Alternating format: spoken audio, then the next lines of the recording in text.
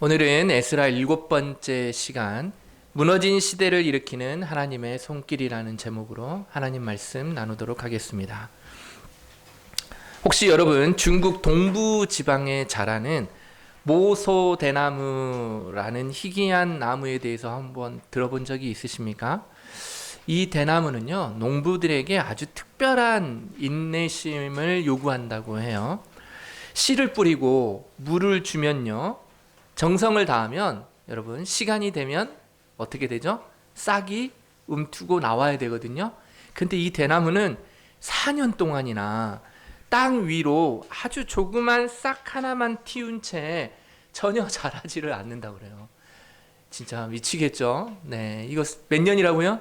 4년 동안이요. 1년이 지나고 2년이 지나고 계속 지나도 그대로인 거예요. 겉으로 보면 이 나무가 제대로 자랄 수 있을까라는 생각이 들겠죠? 죽은 것처럼 생각될 거고, 농부가 계속 뭔가를 주고 있는데 자라지 않으니까 헛수고하는 것처럼 보일 거예요. 하지만 5년째가 되는 어느 날 기적과 같은 일들이 벌어집니다. 손가락만한 했던 이 죽순이 갑자기 하루에 30cm, 많게는 60cm씩 폭발적으로 자라기 시작한다고 해요. 그래서 불과 6주 만에 몇 미터 정도 자랄까요? 약 15미터 정도 자란다고 합니다. 그래서 아주 거대한 숲을 이룬다고 해요. 여러분, 이 모소대나무, 땅 위로 올라오는 대신 땅 깊은 곳에서 사방 수십 미터까지 뭐하고 있었던 걸까요? 그렇죠. 튼튼한 든든한 뿌리를 내리고 있었던 거예요. 그 거대한 뿌리가 완성되는 순간 비축했던 그 에너지를 쏟아내며 하늘을 향해 솟구쳐 오른 것이죠. 우리 고3들 열심히 에너지를 응축하고 펼쳤나요? 네, 감사하네요. 오늘 우리가 바라볼 이 에스라, 이 7장이 바로 이 모소대나무 사건과 닮아 있는 것처럼 보이거든요. 1절은 아주 의미심장한 단어로 시작했죠. 어떻게 있습니까? 이 일 후에라고 기록되어 있어요. 우리는 성경을 단 한 장, 6장에서 7장 넘겼을 뿐인데 이 에스라의 6장과 7장 사이에는 역사적으로 무려 60년이라는 긴 시간 간격이 있다는 것을 볼 수 있거든요. 제가 나눠준 이거 보면 아시겠죠? 여기 보면 우리 성경에는 고레스 나왔고 다리오 왕 끝나고 나서 여기 노란색으로 성전 완공 및 봉헌 해가지고 제2성전이라고 돼 있잖아요. 그리고 나서 이 아하수에로 왕 때는 건너뛴 뒤에 아닥사스다 왕이 시작한 거예요. 이게 60년 정도 되거든요. 이 일 후에는 이 60년의 간격입니다. 그러면 그 전에 왕 아하수에로 왕은 누구와 관련되어 있을까요? 이것은 에스더와 관련되어 있어요. 그래서 보면 목사님 제가 다 해놨어요. 밑에다가 한번 안 보이시면 저도 안 보이거든요. 이렇게 해서 네, 제대로 보시면 나와 있을 것입니다. 이 60년은 결국 모소대나무, 이스라엘 백성에게는 지극히 영적 공백기처럼 여겼을 거예요. 왜냐하면 성전 재건이 완성됐거든요. 그리고 뜨거웠어요. 그런데 그들을 독려했던 학개와 스가랴도 이미 세상을 떠났어요. 그리고 성전 건물은 서 있었지만 여러분 나중에 오늘 본문을 보면 알겠지만 7장 이후로 보면 알겠지만 말씀의 불이 꺼져버린 듯 해버리거든요. 이스라엘 백성들은 페르시아 제국의 화려한 문화와 이방인들과의 통혼 속에서 성전은 건축했지만 말씀이 살아 움직이지 않아서 자신이 누구인지 자기의 영적 정체성을 잃어가고 있었거든요. 그래서 이 60년 동안에는 하나님이 침묵하시는 것 같고 백성들의 신앙은 점점 무너지는 것처럼 보였어요. 마치 4년 동안 싹이 트지 않는 대나무 밭을 바라보는 농부의 심정처럼 많은 사람들이 성전은 완공됐는데 왜 우리의 신앙은 계속 불타지 않지? 라고 하면서 하나님은 우리를 떠나셨다. 더 이상 소망이 없다라고 생각을 했어요. 그러나 여러분, 바로 그 순간에 7장의 문이 열리는 거예요. 칠흑 같은 어둠을 뚫고 한 줄기의 빛처럼 하나님의 역사가 에스라를 통해서 시작되는 거예요. 왜냐하면 하나님은 60년 동안 침묵하고 계셨던 게 아니거든요. 모소대나무가 땅속에서 거대한 뿌리를 준비하듯이 하나님의 보이지 않는 곳에서 그의 역사는 완벽한 타이밍에 에스라를 준비하고 계셨던 거예요. 하나님은 침묵하는 것이 아니라 에스라라는 거대한 믿음의 거목을 세우기 위해서 이제 족보라는 뿌리를 내리시고 말씀이라는 자양분을 계속 공급하셨던 거예요. 오늘 말씀을 통해 그러므로 혹시라도 우리가 누구 중에 인생의 침묵기를 지나고 계시는 분들이 있다면 위로를 얻었으면 좋겠어요. 혼란의 시대를 관통하는, 그래서 일하시는 이 하나님의 선한 손길을 발견하고 이 선한 손길이 저와 여러분의 삶을 어떻게 붙들고 있는지 확인하는 은혜의 시간이 되었으면 좋겠습니다. 첫 번째로는 바로 족보에 담긴 언약적 사랑이에요. 성경을 읽다 보면 우리는 이제 많은 족보를 만나게 되는데요. 이 족보를 만날 때 우리는 지루해하면서 건너뜁니다. 근데 이 7장 전체 중에 제가 족보를 다 읽었죠? 누가 누구를 낳고 누구의 맷돌이요 하는 이야기 왜 읽었을까요? 아주 중요하기 때문이에요. 우리와 상관이 없는 이야기가 아니에요. 오늘 본문 1절에서 5절까지 이어지는 이 에스라의 족보는 단순한 명단이 아니거든요. 이것은 60년 동안의 침묵, 아니 나라가 망한 지 130년이 넘는 절망의 시간을 뚫고 내려온 생명줄이기 때문이에요. 1절을 한번 봐봅시다. 1절을 에스라의 누구의 아들이라고 소개합니까? 스라야의 아들이라고 소개합니다. 그런데 여러분, 역사적으로 족보를 제대로 보면 스라야는 에스라의 친아버지가 아닙니다. 왜냐면요, 에스라는 주전 586년 예루살렘이 멸망할 때 바벨론 왕 느부갓네살에게 처형당한 대제사장이 스라야거든요. 이게 열왕기하 25장 18절에 나와요. 에스라가 귀환한 것은 주전 458년이거든요. 그래서 제가 이게 연도를 계속 말하기 때문에 이걸 나눠준 거예요. 네. 둘 사이에는 아버지라고 되어 있지만 130년이란 간격이 있어요. 그렇다면 왜 이 130년의 간격을 다 빼버리고 그 에스라의 아버지를 스라야라고 했을까요? 그리고 5절에 대제사, 이걸 계속 올라가서 대제사장 어디까지 연결을 시킵니까? 아론까지 연결하고 있어요. 왜 그럴까요? 이 족보가 에스라의 신앙적 정통성을 보여주기 위한 거예요. 그가 하나님과 백성 사이에 중재할 수 있는 제사장임을 확증하고 있는 것이죠. 그래서 이 족보에 나오는 이름들은요, 에스라의 앞으로의 사역을 미리 보여주는 거예요. 스라야라는 뜻은 하나님께서 주관하신다, 주관자라는 뜻이고, 아사랴라는 이름은요, 여호와께서 도우셨다라는 이름의 뜻이고, 에스라라는 것은 여호와께서 도움이다라는 뜻이거든요. 이 이름들의 특징을 통하여 계속 보여주고자 하는 하나님의 뜻은 무엇입니까? 하나님의 섭리는 60년간의 공백처럼 보일지라도 계속 끊이지 않고 그들을 돌보고 계신다라는 것을 이 에스라의 이름을 통해서 보여주는 거예요. 즉 나라가 망하고 성전이 불타 없어져도 하나님은 아론의 거룩한 제사장의 계보를 끊지 않고 바벨론 땅 그 한 구석에서조차도 기적적으로 보존하고 계신다라는 걸 보여주는 거예요. 여러분, 제사가 없으면 제사장이 필요할까요? 필요 없을까요? 필요 없잖아요. 그래도 계속 그 아들을 통해서 보존하고 계시는 거예요. 하나님은 절대로 잊지 않으신다라는 것이죠. 이것은 바로 우리에게 아주 놀라운 교리를 가르쳐 주는 거예요. 하나님의 선택하신 자에 대한 언약이 얼마나 끈끈한지를 보여주는 거예요. 그래서요, 데이릭 토마스 목사님은 이 본문을 강의하면서 이런 말씀을 하시더라고요.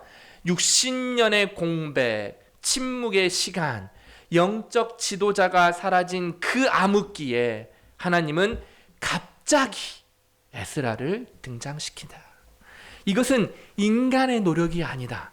하나님께서 언약의 계보를 잇고 계셨음을 선포하는 것이다 라고 말하고 있어요.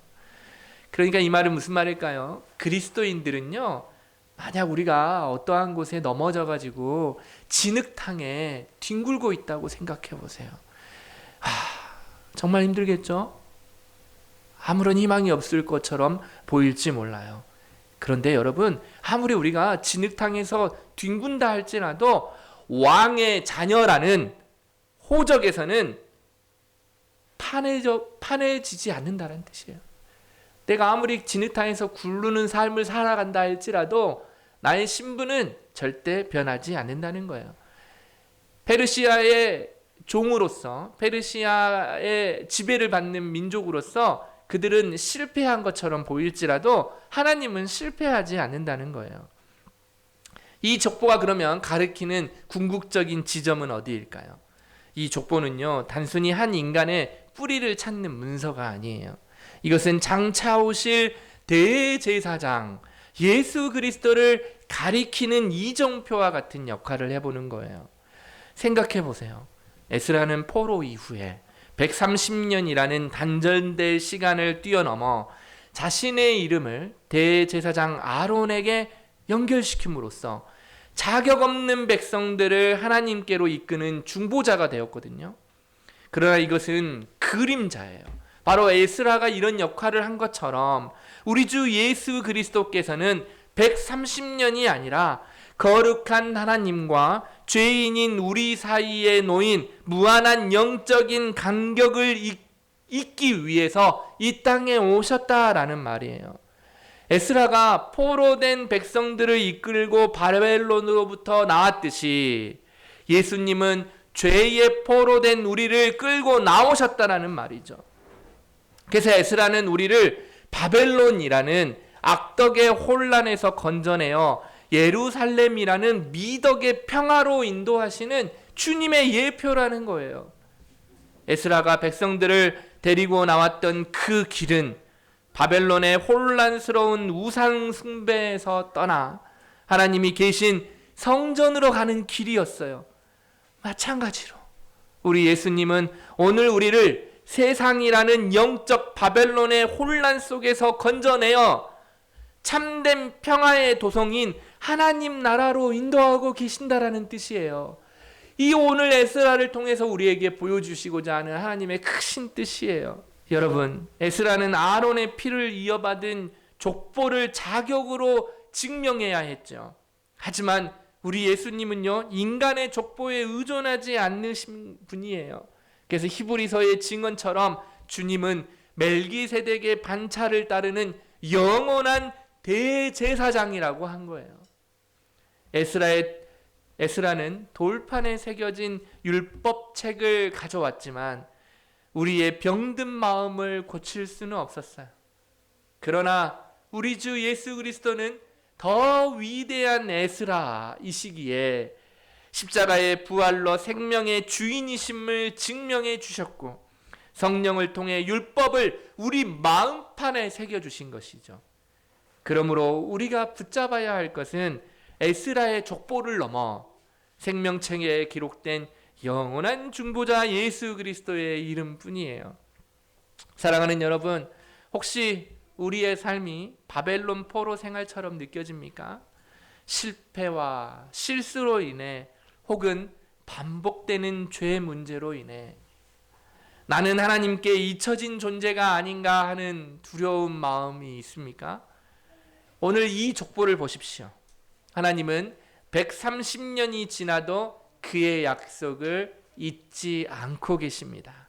세상은 우리를 바라볼 때 나의 스펙과 나의 연봉으로, 내가 사는 지역으로, 내가 사는 아파트로, 나의 차로, 우리 가족들의 어떤 직업을 통하여 나를 평가할지 몰라요. 그러나 하나님은요, 우리 예수 그리스도의 족보 안에서 우리의 이름을 다 새겨 놓으시고 다 고귀한 자로, 행복한 자로 여겨주십니다. 그래서 현대인들은요, 스스로의 정체성을 만들어내려고 하기 때문에 늘 불안합니다. 내가 더 좋은 스펙을 쌓아야 되고 더 좋은 연봉을 받아야 되고 더 좋은 집을 살아야만 내가 가치 있는 사람처럼 보이거든요.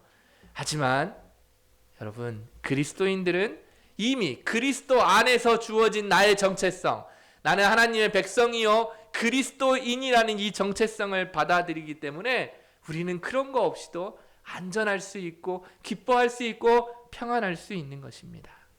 그러므로 우리의 소속은 직장이나 학교 이름, 평택시, 대한민국이 우리의 정체성이 아닙니다. 우리의 영원한 대제사장 되신 예수 그리스도에게 속한 하나님의 자녀라는 이 끊어지지 않는 족보의 은혜를 붙잡고 매일매일 힘있게 살아가는 여러분 되시기 바랍니다. 그러면 두 번째로는 우리가 아무 자격 없을 때 하나님은 우리의 이름을 기억하시고 끊어진 족보를 이어주셨을 뿐만 아니라 이 벅찬 은혜를 우리가 이 은혜를 경험한 영혼은 이제 가만히 있을 수 없는 거예요. 나를 이렇게 사랑하신 하나님을 위해 이제 나는 어떻게 살 것인가 라는 거룩한 질문을 던지게 되어 있어요. 바벨론의 안락한 삶에 안주하지 않고 무너진 시대를 일으키기 위해서 에스라가 품었던 그 뜨거운 심장을 우리도 함께 품어보기를 원하시는 거예요. 그러므로 두 번째 이야기, 전심으로 말씀에 닻을 내려야 하는 겁니다. 이 뜨거운 심장이 어떻게 구체적인 삶으로 나타날까요? 하나님은 단순히 열정만 가진 사람이 아니라 은혜 안에서 철저히 준비된 사람을 통해 일하시기 때문입니다. 에스라가 어떻게 이 무너진 시대를 일으킬 하나님의 사람으로 준비되어졌는지 그 거룩한 비밀이 10절에 담겨 있어요. 우리 10절 한번 읽어볼까요? 시작. 에스라가 여호와의 율법을 연구하여 준행하며 율례와 규례를 이스라엘에게 가르치기로 결심하였었더라. 아멘. 여기서 결심하였다라는 히브리어 언어의 의미는 마음을 확고하게 고정시켰다라는 뜻이에요. 그런데 이것은 단순히 내가 이제 앞으로 이렇게 할 거야, 나는 이런 사람이 될 거야, 이런 단순한 다짐이 아닙니다. 이것은요, 하나님의 손길을 부르는 아주 4단계 공식에 나타난 결심이에요. 이 4단계 공식이 무엇이냐면, 첫 번째는 뭐라고 되어 있습니까? 주보에 있죠? 하나님 마음을 정함이에요. 두 번째, 그리고 이 마음을 정하고 그냥 마는 게 아니라 뭔가를 열심히 연구하는 겁니다. 그리고 연구한 바에 따라서 세 번째, 준행하는 거예요. 그러니까 실천하는 거예요. 그 다음에 네 번째로는 가르치는 거예요. 여러분, 이 말은 조금 어렵게 들릴 수 있어요. 하지만 이것은 우리의 삶에 아주 강력한 원리이거든요. 에스라가 했던 이 결심, 이 연구, 준행, 가르침을 제가 좀 더 쉽게 맛집 셰프에 한번 비유해 보면 여러분들이 쉽게 이해할 수 있을 것 같아요.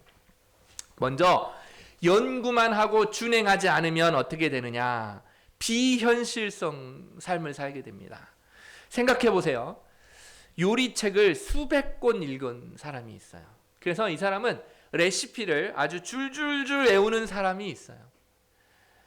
그래서 이 레시피가 그냥 눈에서 생각만 해도 막 떠오르는 거예요. 그런데 정작 이 사람은 주방에 들어가 보거나 칼을 한 번도 잡아본 적도 없고 간을 봐본 적도 없어요. 그러면 이 사람의 요리 지식은 뭐일까요? 가짜입니다. 머리는 커지고 손발은 움직임이 없는 사람이거든요. 이런 신앙을 가진 사람들이에요. 연구만 하고 준행하지 않는 것은 비현실적이 된다, 이 뜻이에요. 이것은 현실 감각이 없는 아주 공상에 불과한 거예요.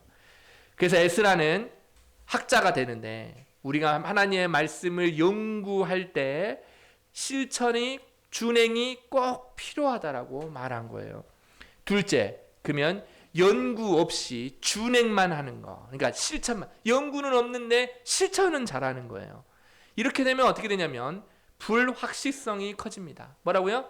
불확실성이 커지게 돼요. 이것은요, 여러분, 또 맛집 셰프에 대해서 비교해서 말씀드리면 레시피는 보지도 않아요. 이 사람은 기본기도 없어. 그래서 무작정 재료를 냄비에 다 쏟아붓는 거예요.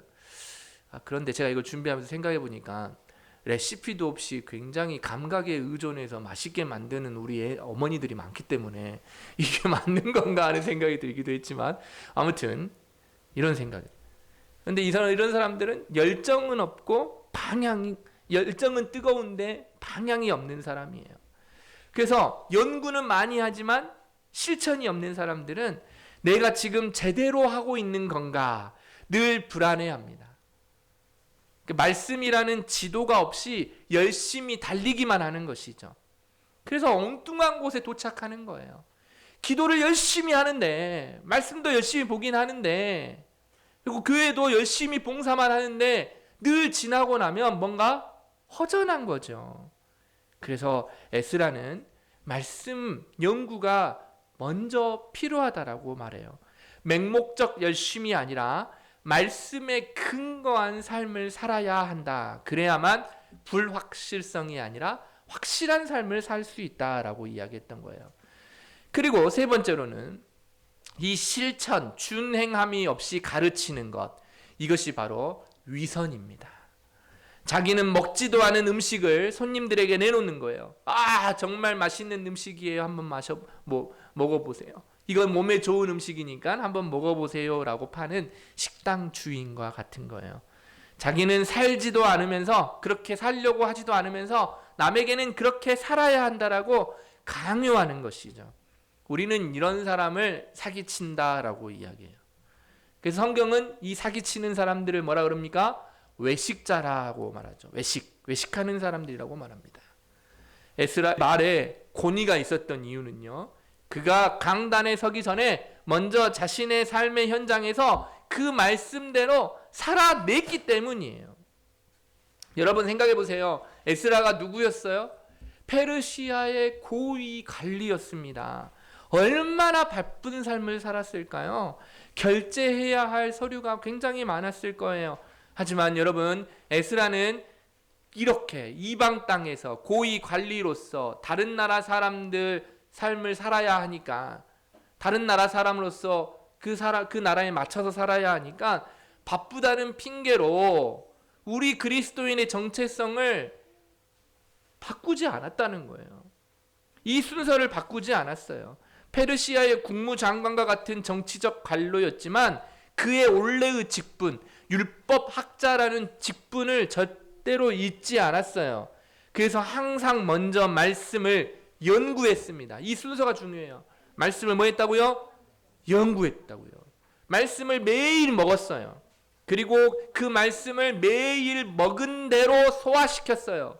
실천했다는 거죠. 그리고 그 후에야 입을 열었어요. 가르치려고 했던 거예요. 이 거룩한 순서가 지켜질 때 우리의 신앙은요, 비현실적인 이론이 아니라 살아있는 능력이 되는 겁니다.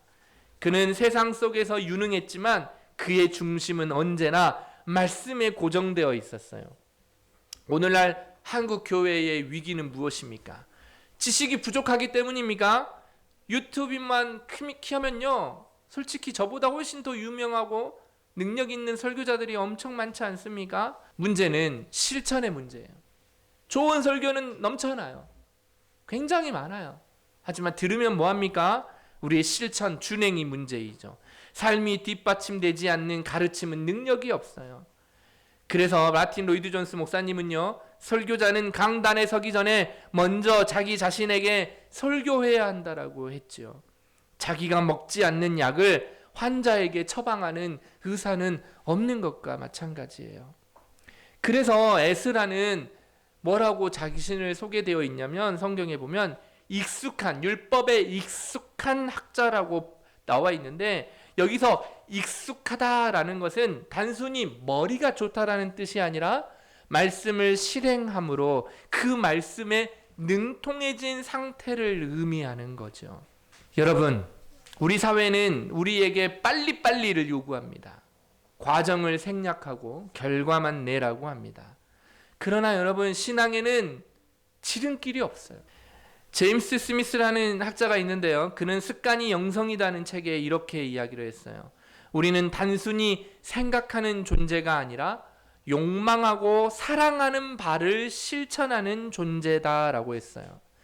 이 말이 무슨 말일까요? 머리에 든 지식이 우리를 바꾸는 것이 아니라 몸에 밴 거룩한 습관이 우리를 바꾼다는 거예요. 여러분 주위에 있는 사람들이 여러분을 볼 때 무엇을 느낍니까?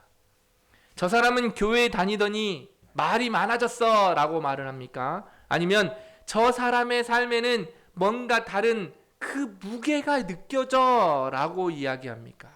에스라처럼 여러분, 그러므로 다시 한번 결심하길 바라요.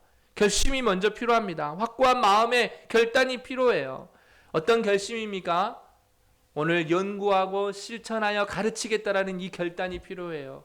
그러므로 하루 10분이라도 스마트폰을 끄고 말씀을 연구하시기 바랍니다. 에스라만 하는 게 아니에요. 우리 모두에게 필요한 오늘의 말씀입니다. 우리는 결단해야 돼요. 말씀을 매일매일 묵상해야 된다. 말씀과 늘 가까이 해야 한다라는 이 결단이 필요합니다. 연구해야 돼요. 그건 단순히 읽고 끝나는 게 아니라 어떻게 해야 된다고요? 연구해야 된다는 거예요.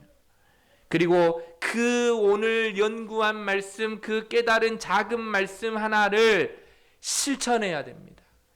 실천한 행동을 주시고 실천한 마음을 주시라고 기도함으로 우리 삶에 나타나도록 해야 합니다. 손해를 보더라도 정직을 선택할 수 있어야 합니다. 여러분 삶 자체가 세상 사람들에게 하나님을 보여주는 강력한 가르침이라는 사실을 잊지 마시기 바랍니다. 바로 내 말 한마디, 내 행동 하나하나가 바로 연구하고 실천한 여러분의 모습의 가르침이라는 사실입니다. 사랑하는 여러분, 이 에스라의 거룩한 결심은 아주 고귀한 거였죠. 하지만 냉정하게 현실을 직시해 봅시다. 에스라 혼자서 아무리 말씀을 연구하고 준행하기로 실천하기로 결심한들 당시 세계를 지배하던 페르시아 제국의 황제가 문을 열어주지 않으면 그는 예루살렘에 도착할 수 있었을까요? 개인의 경건만으로는 거대한 제국의 벽을 넘을 수 없었을 거예요. 바로 이 지점에 에스라의 거룩한 결심 위에 하나님의 강력한 개입이 어떻게 임하는지를 우리는 살펴볼 필요가 있어요. 그러므로 세 번째, 우리는 세상 권력 배후에 계신 하나님의 손길을 경험해야 합니다. 하나님은 준비된 에스라를 돕기 위해 아주 놀라운 일을 행하시는 거예요. 11절부터 26절에는 당시 세계 최대 강국 페르시아 황제인 아닥사스다의 조서 내용이 나오거든요. 왕은 에스라엘에게 하늘의 하나님의 율법을 가르치라고 명령하면서 은 100달란트, 이게 3.4톤 정도 됩니다. 이 막대한 물자를 지원합니다. 도대체 왜 이방 왕인 이 아닥사스다 왕은 이렇게까지 했을까요?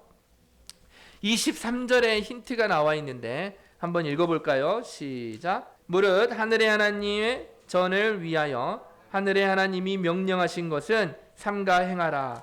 어찌하여 진노가 왕과 왕자의 나라에 임하게 하랴라고 되어 있어요. 이는 왕의 두려움 때문이었습니다. 당시 페르시아 제국 서쪽 이집트에서는요, 반란이 일어났었거든요. 왕은 그러므로 제국의 안정을 위해서 유대인들의 신을 달래고자 했던 어떤 정치적 계산을 가지고 유대인들에게 이렇게 잘 보이려고 했던 것 뿐이에요. 왜냐하면 우리 신도 우리를 돕지만 야, 니들이 믿는 신도 나를 도우면 야, 일석이조 아닙니까? 그래서 이렇게 했던 것이죠. 그러나 에스라의 해석은 다릅니다. 27, 28절에 우리가 읽었듯이 우리 조상들의 하나님 여호와를 송축할지로다. 내 하나님 여호와의 손이 내 위에 있으므로 내가 힘을 얻어. 아멘. 에스라는 계속해서 이 7장, 8장에 이 여호와의 손을 강조하거든요. 7장 6절, 9절, 28절에 나오고요. 우리 다음 주에 볼 8장 18절, 22절, 31절에 여호와의 손이 계속 반복합니다. 그래서 6절에 보시면요, 오늘 본문 왕에게 구하는 것을 다 받는 자가 된 비결이 그의 하나님 여호와의 도우심을 입음으로 라고 번역되어 있지만 정확하게 영어 성경으로도 보면 나와 있습니다. 손이 위에 있음으로 라는 뜻이에요. 9절에서도 보시면 4개월의 위험한 여정을 무사히 마친 비결, 에스라가 이스라엘 백성들을 데리고 2차 귀환하며 이제 약속의 땅으로 돌아온 기간이 약 4개월 정도 걸리거든요. 제가 준 표에 보면 나와 있어요. 이때도 고백하기를 뭐라고 이야기합니까? 여호와의 선한 손에 도우심을 입어라고 되어 있습니다. 그리고 28절에도 뭐라고 되어 있습니까? 내 하나님 여호와의 손이 내 위에 있으므로 내가 힘을 입어라고 말합니다.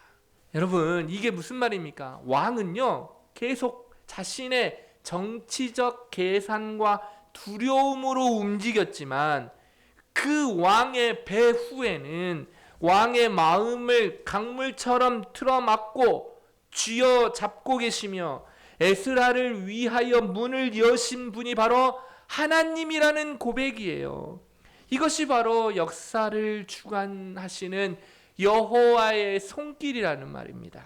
이것이 바로 우리가 믿는 하나님의 절대 주권이죠. 여러분, 온 우주에 그리스도께서는 어떤 것 하나라도 다 하나님 것이 아니라고 하신 것이 없어요. 다 하나님 것입니다. 그래서 이 본문을 강해했던 데릭 토마스 목사님은요, 이렇게 이야기하시더라고요. 그런데 놀라운 이 일 중에 우리가 예수 그리스도를 바라볼 수 있다는 거예요. 이 본문에서 예수는 어디에 있는가? 우리가 잘 듣지 못해서 그렇지 귀를 기울이면 예수님의 대답을 들을 수 있다라고 해요. 왜요? 바로 내가 바로 이 이방 왕 아닥사스다 왕으로 하여금 편지를 쓰게 한 장본인이기 때문이라고 이야기하는 거예요. 그렇죠. 여호와의 손이 우리 위에 있었다. 역사의 배후를 움직이시는 하나님의 손길이 어떻게 임했느냐? 바로 이 아닥사스다 왕은 자신의 정치적 계산을 했을 뿐이지만 그의 편지를 쓰게 하신 분이 누구다는 거예요? 우리 주 예수 그리스도라는 것이죠. 그래서 그는 예수님 역시 편지를 쓰시는 왕이다라는 말이에요. 성경이 우리에게 보내신 그분의 편지이듯이 아닥사스다 조서 역시 궁극적으로는요, 성경의 역사의, 성경뿐만 아니라 모든 역사의 주관자이신 예수님께서 당신의 백성을 위해 작성한 편지라는 뜻이에요. 이 놀라운 섭리는요, 여러분, 먼 나라의 이야기가 아닙니다. 바로 우리 대한민국의 선교 역사도 이걸 증명하거든요. 1884년에 조선은 은둔의 나라라고 불려서요. 그래서 복음의 문이 굳게 닫혀 있었죠. 그때 갑신정변이라는 피비린내라는 정치적 반란이 일어났습니다. 이 사건으로 명성황후의 조카였던 당대의 실세인 민영익이라는 사람이 칼에 맞아가지고 사경을 헤매게 됩니다. 그래서 유명한 어이들, 그 당시에 의사들을 다 불러가지고 그를 고치게 했지만 고치지 못해요. 당시 고종 황제와 조선 왕실의 동기는 오직 하나, 왕권을 지키고 실세를 살려내는 것이었어요. 그들에게는 복음에 관심도 없었습니다. 그런데 여러분, 이때 살리신 분이 누군지 알아요? 바로 모든 어이가 포기했을 때 선교사 알렌이 그를 살려낸 겁니다. 알렌 선교사가 그를 의료 선교사였거든요. 그를 치료하게 된 것이죠.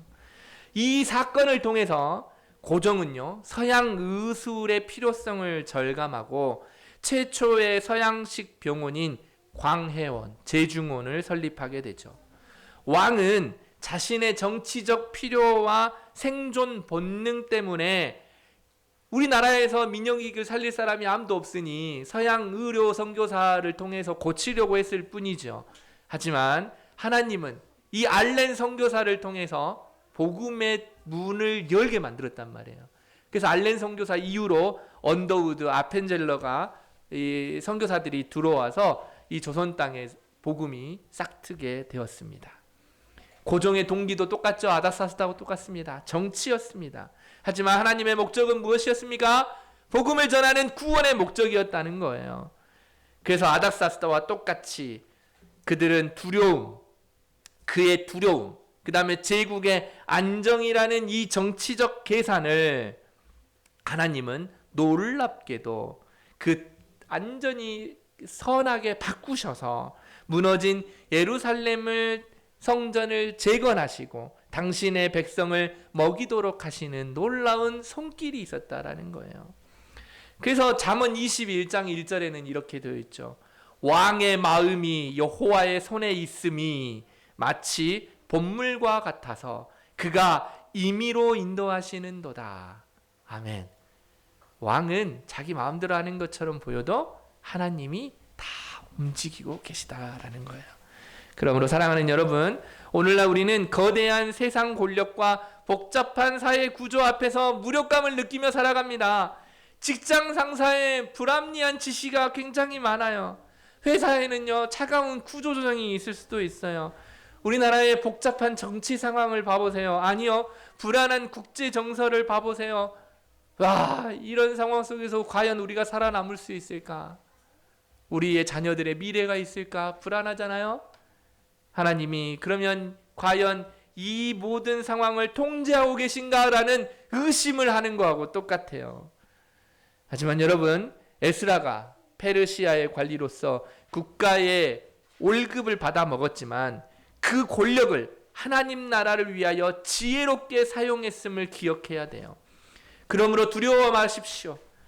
여러분의 선생님, 여러분의 사장님, 우리의 대통령, 세계의 지도자들이 세상을 움직이는 것 같지만 그들은 하나님의 손에 들린 막대기에 불과하다는 것이에요. 결제 서류에 도장을 찍는 것은 선생님이고 상사이고 대통령인 것 같지만 그의 마음을 움직이시는 분은 누구라고요? 하나님이십니다. 그러므로 우리의 삶이 실타래처럼 꼬인 것 같고 상황이 불합리하게 돌아가는 것 같습니까? 그럴 때마다 오늘 다시 한번 에스라 7장 8장에 등장하는 이 여호와의 손, 그 하나님의 손을 믿으시기 바랍니다. 바로 기도는 바로 이 여호와 하나님의 손을 움직이는 통로라는 사실을 잊지 마시고 늘 기도하는 여러분 되시기 바랍니다. 한 가지 이야기를 하고 설교를 마치려고 해요. 남극 탐험가로 알려진 어니스트 세글턴의 이야기예요. 여러분 많이 아실 거예요. 1914년 그와 대원들은요, 남극 횡단 중에 배가 난파되어서 얼음 위에 고립되었어요. 영하 30도의 추위, 식량은 부족해졌고요. 언제 구조될지 모르는 절망적인 상황이 2년 가까이 되었다고 해요. 사람들은 모두 다 죽었을 거라고 추측했습니다. 그러나 세글턴은요, 단 한 명의 낙오자도 없이 27명 전원을 살려서 귀환했어요. 그래서 세글턴에게 훗날 기자가 물었어요. 어떻게 2년 동안의 어두움을 이겨냈습니까? 라고 물어봤더니 그 칠흑과 같은 어둠과 절망 속에서 어떻게 길을 잃지 않았습니까? 라고 물어봤더니 세글턴이 이렇게 이야기했다고 그래요. 우리는 얼음이 아니라 머리 위에 있는 별을 보고 걸었습니다. 사랑하는 여러분, 에스라 살았던 60년의 영적 공백기, 칠흑 같은 어둠의 시기였을 거예요. 그러나 에스라는 무너진 성전터나 페르시아의 화려한 궁전을 보지 않았어요. 그는 변치 않는 하나님의 언약의 별을 바라보았어요. 그는 족보에 담긴 하나님의 신실하심을 바라보았고요. 말씀에 닻을 내렸으며 왕의 편지 배후에 있는 하나님의 손길을 바라봤던 거예요. 오늘 우리 시대도 혼란스럽습니다. 우리에게는 에스라보다 더 위대하신, 하지만 우리의 인도자 되신 그리스도가 계십니다. 우리 주님께서 오늘 이 자리를 벗어나는 여러분에게 동일한 말씀을 해주십니다. 볼지어다 내가 세상 끝날까지 너희와 항상 함께 있으리라. 아멘. 눈앞의 현실이 아니라 우리 위에 머물러 있는 여호와의 손을 바라봅시다. 그 손이 우리의 가정을, 우리의 일터를, 우리의 교회를 붙들고 계십니다. 그 손을 붙잡고 승리하는 여러분 되시기 바랍니다. 아멘.